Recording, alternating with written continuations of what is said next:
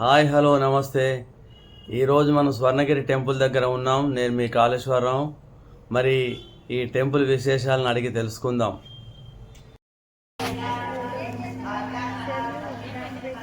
నమస్కారం రాజేశ్వరరావు గారు. నమస్కారం కాళేశ్వరరావు గారు. బాగున్నారు? ఎలా ఉంది ఈ గుడి? గుడి బాగుందండి. ఇంకా కొద్దిగా మెయింటెనెన్స్ ఇంప్రూవ్ కావాలి, బట్ చాలా బాగుంది గుడి. మీరు ఇది ఎన్నోసారి అండి రావడం? ఇది రెండోసారి అండి. ఫస్ట్ టైం కొత్తలో వచ్చినప్పుడు వీకెండ్లో బాగా లైటింగ్ అవన్నీ బాగున్నాయి అనేసి లైటింగ్ చూద్దామని వచ్చాము. కాకపోతే వీకెండ్ అయ్యేసరికి చాలా రష్గా ఉంది. అసలు పార్కింగ్కి అరగంట పట్టింది, తర్వాత మళ్ళీ తీయడానికి అరగంట పట్టింది.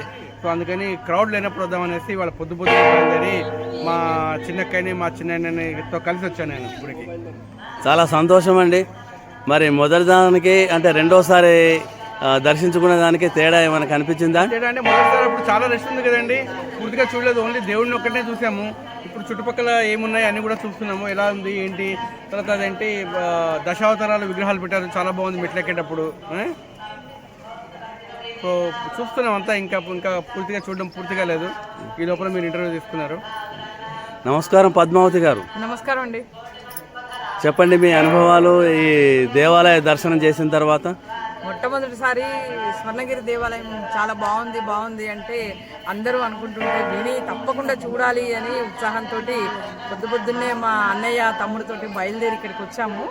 చూసాము మెట్లు అసలు మంచి వాతావరణంలో, చాలా చక్కటి వాతావరణంలో ఉదయం పూట వస్తే మంచి ఆహ్లాదకరమైనటువంటి గాలి, చల్లని గాలి, ఆ వాతావరణంలో ఈ భగవంతుణ్ణి సందర్శించుకోవడము.